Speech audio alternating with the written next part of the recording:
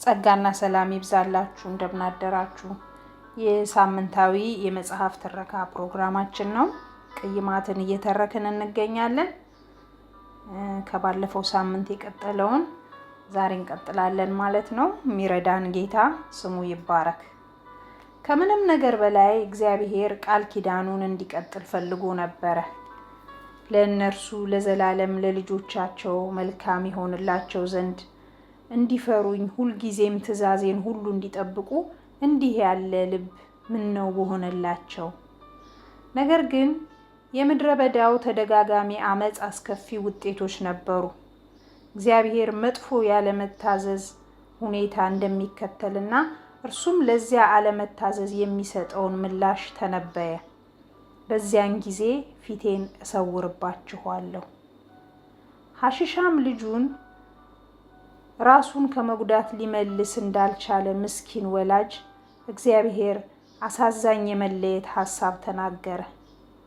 እስካሁን የተሻለች ሰው ለመሆን የገባቻቸውን ቃል ኪዳኖች ሳትፈጽም ነገ ወይም በሚቀጥለው ቀን ራሴን አሻሽላለሁ እያለች የምታለቃቅስ የአልኮን ቁረኛ ሚስቱን ጩኸት እንደሚሰማ ባልሆነ። ከዚያም እግዚአብሔር ለሙሴ በጣም ያልተለመደ ትእዛዝ ሰጠው። መዝሙር ጻፍና እስራኤላውያን እንደ ታሪክ ምስክርነት እንዲማሩት አድርግ። መዝሙሩ እግዚአብሔር ለዝማሬ ያለውን አመለካከት ያስረዳል። ይኸው እስከ መተው ድረስ ያዘነው አፍቃሪ ሰቆቃ መሆኑ ነው።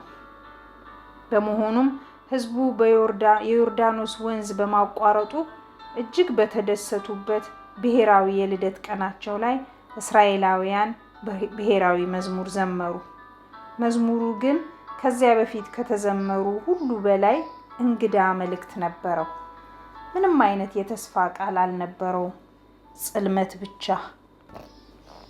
መጀመሪያ እግዚአብሔር እጅግ ከተበላሸው ስፍራ አግኝቶ እንደ ዓይኑ ብሌን እነርሱን ስለተንከባከባቸው መልካም ጊዜያት ዘመሩ። ቀጥሎም ልደት የሰጣቸውን አምላክ ስለሚረሱበት የወደፊት አስከፊ ክህደት ዘመሩ። ስለሚደርስባቸው መርገሞች፣ ረሃብ፣ የከፋ መቅሰፍትና በደም ስለሚበከሉት ቀስቶች ዘመሩ። ይኸውም መራራ ጣፋጭ መዝሙር የጆሯቸውን ታምቡር እያርገበገበው እስራኤላውያን ወደ ተስፋይቱ ምድር ገሰገሱ። በወንጀል ምርመራ ላይ እንደተሰማራ አዳኝ ውሻ ፍንጭ ለማግኘት በምድረ በዳው የመቅበዝበዝ አካባቢ ሳንዣብብ ቆየሁ። የመገናኛው ድንኳን በእግዚአብሔር መገኘት ሲያብረቀርቅ፣ ተአምራዊ ምግብ በየዕለቱ ሲወርድ፣ ሐዘንን እንደ መታጠቂያ የደራረቡ ሕዝበ እስራኤላውያን በአሸዋማው የምድረ በዳ መንገድ ላይ እየተጓተቱ ሲሄዱ፣ በደማቅ የተስፋ ቃልና በእነዚያ 40 ዓመታት አዋኪ ከንቱነት መካከል ከእግዚአብሔር ጋር የመቀያየም ምስጢር ነበር። ምን ችግር ተፈጠረ? ሁልጊዜ እግዚአብሔር በቀጥታና በቅርበት እንዲሰራ ስናፍቅ ኖሬያለሁ፣ ራሱን ብቻ ቢገልጽ። ነገር ግን ከእስራኤላውያን የውድቀት ታሪኮች ውስጥ የእግዚአብሔር በቀጥታ መስራት የሚያስከትላቸውን አንዳንድ ጉዳቶች ለመገንዘብ እችላለሁ። ወዲያው ያጋጠማቸው አንድ ችግር ግላዊ ነፃነታቸውን ማጣታቸው ነበር። እስራኤላውያን ከቅዱስ አምላክ ጋር ተቀራርበው በሚኖሩበት ጊዜ ምንም ነገር የማድረግ ነፃነት አልነበራቸውም።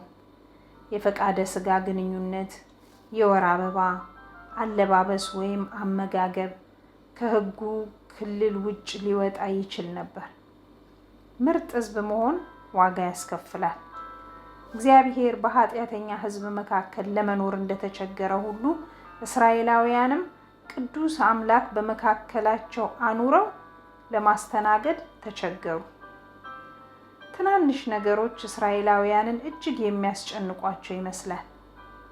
ለምሳሌ ስለ ምግብ አዘውትረው ማጉረምረማቸው ለዚህ ምስክር ነው። ከአንዳንድ አጋጣሚዎች በስተቀር 40ውን ዓመት የተመገቡት አንዱን አይነት ምግብ ነበር። ይኸውም በየጠዋቱ ከምድር ላይ የሚወርድ መና፣ የቃሉ ቀጥተኛ ትርጉም ምንድን ነው የሚል ነበር።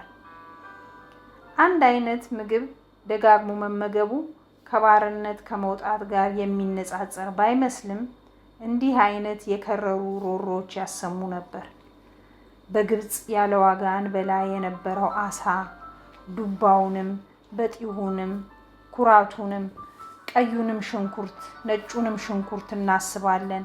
አሁን ግን ሰውነታችን ደረቀች፣ ዓይናችንም ከዚህ መና በቀር ምንም አታይም አሉ። ከነዚህ ተራ ጉዳዮች በተጨማሪ የከበደ ጫና ያዘለ ችግር ተከተለ። እግዚአብሔር ወደ ሕዝቡ እየቀረበ ሲመጣ በአያውአዊ ዘይቤ እነርሱ ከእርሱ የላቁ መስሎ ተሰማቸው። ሙሴ ወደ እግዚአብሔር ለመቅረብ የሚያስፈልጉትን ስህተትን የሚያስወግዱትን አስደናቂ ስርዓቶች አቋቋመ። እስራኤላውያን ከቅድስተ ቅዱሳኑ ውስጥ የእግዚአብሔርን መገኘት ግልጽ መረጃ መመልከት ይችሉ ነበር። እነርሱ ግን አልደፈሩ። እስራኤላውያን ከእግዚአብሔር ጋር ምን አይነት ግላዊ ግንኙነት እንደነበራቸው ለማወቅ ብትሻ የራሳቸው የአምላኪዎቹን ቃል ስማ። እነሆ እንሞታለን፣ እንጠፋለን፣ ሁላችንም እንጠፋለን። የሚቀርብ ሁሉ ወደ እግዚአብሔር ማደሪያ የሚቀርብ ይሞታል። እንደገናም እንዳልሞት የአምላኬን የእግዚአብሔር ድምፅ ደግሞ አልስማ። ይህችን ታላቅ እሳት ደግሞ አልይ። አንድ ጊዜ ታላቁ ሳይንቲስት አይዛክ ኒውተን የፀሐይ ምስል በመስታወት ውስጥ ሲያንጸባርቅ እየተመለከተ የሙከራ ተግባሩን ያከናውን ጀመር።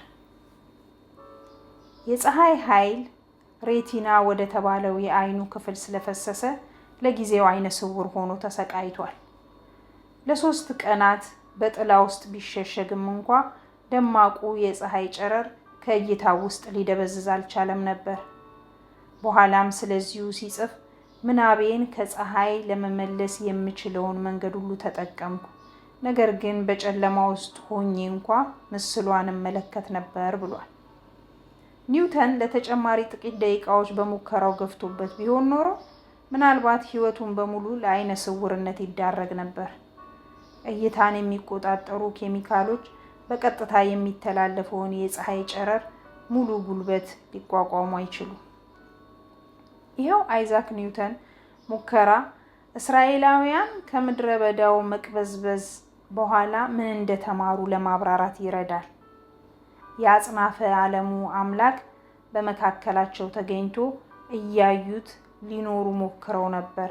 ነገር ግን በመጨረሻው ከእነዚህ ሁሉ ከግብፅ ባርነት በደስታ እየፈነጠዙ ከወጡት በርካታ ሺዎች 2ቱ ብቻ የእግዚአብሔርን መገኘት ተቋቁመዋል። የሻማን ብርሃን የማትቋቋም ከሆንክ እንዴት አድርገህ ፀሐይን ታያታለህ? ነቢዩ ኢሳያስ ከኛ መካከል ከሚባላ እሳት ጋር ሊኖር የሚችል ማን ነው ሲል ጠይቋል። እግዚአብሔር በመሰወሩ ልናመሰግነው እንጂ ልንማረርበት አይገባ ይሆን? ዳግላስ ጆን ሄል ጋድ ኤንድ ሂውማን ሰፈሪንግ ፔጅ 156 ላይ የተገለጸ ቃል ነው። የመጽሐፍ ቅዱስ ጥቅሶች ዘጸአት 1-12፣ ዘዳግም 1፣ ሕዝቅኤል 16፣ ዘዳግም 31:5፣ ዘዳግም 31-32፣ ዘሁልቁ 11-17፣ ዘዳግም 18 እና ኢሳያስ 33 ተጠቅሰዋል። ጸጋና ሰላም ይብዛላችሁ። ለዛሬ እዚህ ላይ ይበቃናል። ሳምንት ካቆምንበት እንቀጥላለን። የረዳን ጌታ ስሙ ይባረክ። ስላዳመጣችሁኝ አመሰግናለሁ።